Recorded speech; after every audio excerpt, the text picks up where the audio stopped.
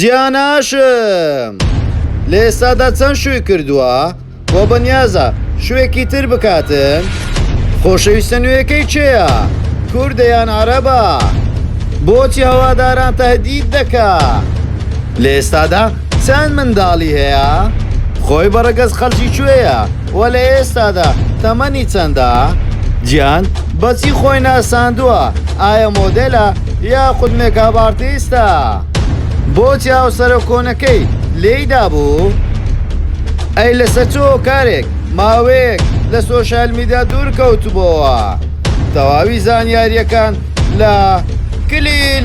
میدیا.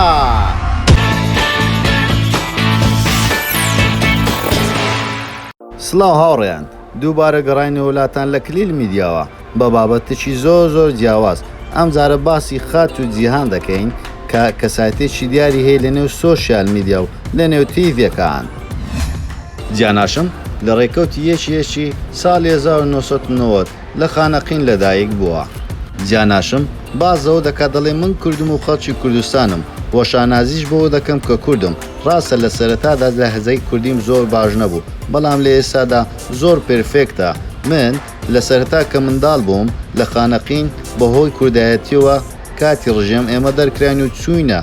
وڵاتی ئێران لەوێ چەند ساڵێک ژیان و دوایە گەڕاینەوە بۆ بەغداد وە لەوێن دەرێکێش گەورە بووم دواتر هاتوونە هەولێر بۆیە لەهجەکەم ئاوایە.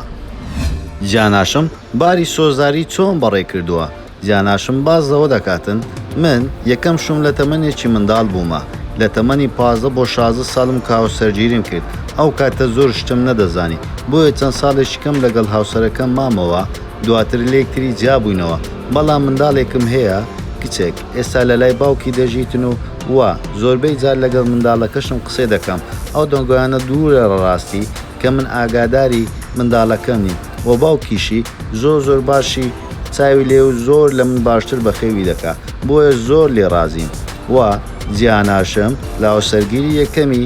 بەو شێوازە باسی دەکە دەڵێ بۆیە لێی جابوومەوە. هاوسەرەکەی دووەمی هەمومان ئاگادارین چۆن هاوسەرگیری لەگەڵ کرد ئەویش گەنجێک بەڕەگەز عەرەب ناوی سیراج بوو. ئەم گەنجەیە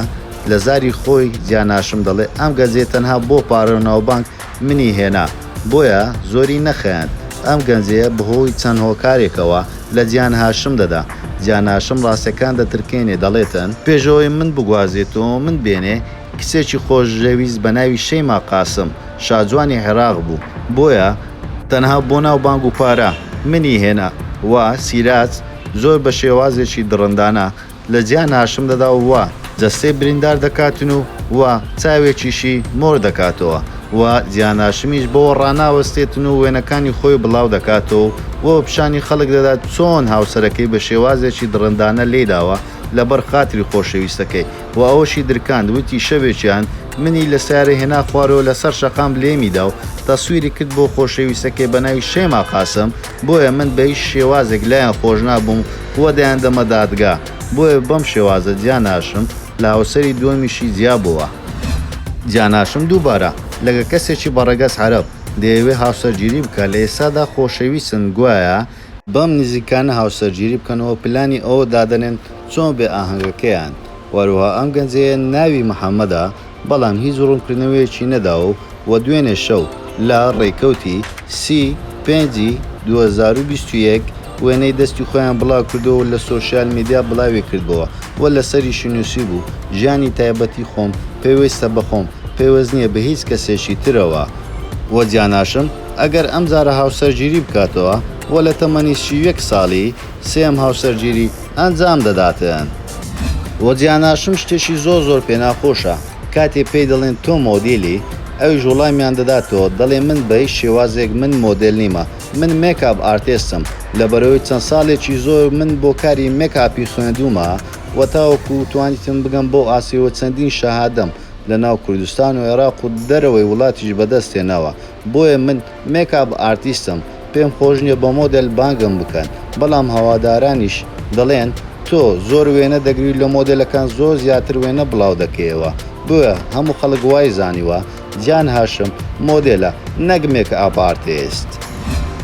وە گیانهاشم داوای لێبوردن لە هەوادارانی دەکا لەبەرەوەی ماوەیەک هەوادارانی تهدید کردبوو دواتر پەشیمان بۆ داوای لێبوردنیانی لێکرد. چۆن جیان هاشم کەوتوتەوە حالەتە لە کاتێک لە سەرەتای دەرکەوتنی جیان هاشم هەموو خەڵک پێیان دەگوت تۆ عەرەبی نازانی بە کوردی قسە بکەیت بۆ ئەویش لە لایڤی ڕاستەوخۆدا زۆر تووڕە دەبێت دەڵێ من چیتر بە کوردی قسە ناکەم و قسەی تر دەکا بەڵام دواتر سار دەبێتەوە داوای لێبوردن لە هەوادارانی دەکا دەڵێ ببوورە ئەو کاتە من لەسەر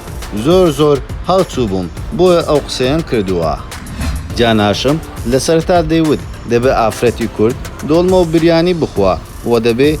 قەڵەو بێتن بەڵام دوای ماوەیەک جیان هاشم بزر دەبێتن و بە لە شولارێکی زۆر جیاواز زەر دەکەوێتەوە بۆیە هەوادارانی گلەی لێ دەکەن دەڵێ ئێمە لە بەخاتری تو دۆڵمە و بریانی ما خوارد ئێمە هەموو قەڵەو بووین تۆش خۆت لاواز کردەوە بۆیە جیان هاشم لە 90 کیلۆوە لە ئێستادا بۆتە 6 کیلۆ.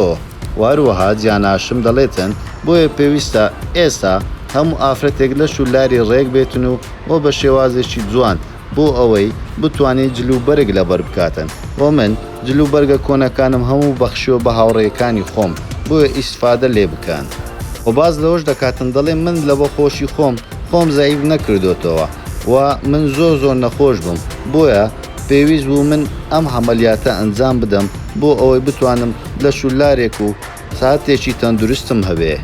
ماوەیەک پێشێستاکردنەوەی ساڵۆنی خۆی ڕاگەیان جیان هاشم بەڵام چەند ڕۆژێک دواتر ساڵۆنەکەیان پێداخست وتیان ئەوراقەکان تەواو نییە بۆیە جیان هاشم هاتە دەنگ و وتی بۆ هەموو کەسێک دەتوانێت ساڵۆن بکاتەوە تەنها من ناتوانم بۆیە لە کۆتایی دەرچوو خەڵکێکی زۆر دەیانگوت جیان هاشم خاوەنی ساڵۆنەکە نەبوو تەنها ڕکلامی کردووە و لە ئێستاشدا جیان هاشم یەکێکە لەو کەسانێک کە ڕکلام بە پارەیەکی ئەکجار زۆر دەکاتن ئەو زانیاریانێ بەردەستی ئێمە کەوتو بێتن هەرزانترین نرخی ڕکلامی لە $1000 کەمتر نییە و زۆرترینیشی زۆر زیاترە بە پێ ڕکلامەکە دەگۆدرێتن بۆیە لە ئێستادا خەریکی ڕکلام و ڕکلامکاریە بۆ کۆمپانیا و ساڵۆن و سەنتەری جوانکاریەکان. زۆر سوپاس بۆ سەیرکردنی تەواوی بابەتەکەمان ئەو پێتان خۆشە ئەم جارە لەسەر چ کەسایەتێکی دیار یاخود لەسەر چ بابەتێک ڤیدیۆتان بۆ دروست بکەین بۆمان لە کۆمنت بنووسن و هەروەها کۆمنت و لایک و شێرتان لەبیر نەچێتن و سەبسکرایبی کەناڵەکەشمان بکەن و زەنگۆڵەکەشدا بگرن بۆ ئەوەی تو یەکەمین کەسبی کە بابەتەکانمان ببینن و نوێترین سناپچاتیشمان داناوە بە ناوی کلیل.media. هیوادارن هەموو بابەتەکانی ئێمە بەدڵ بیتن هەموو کار لەگەڵتانین لە کلیل میدیا.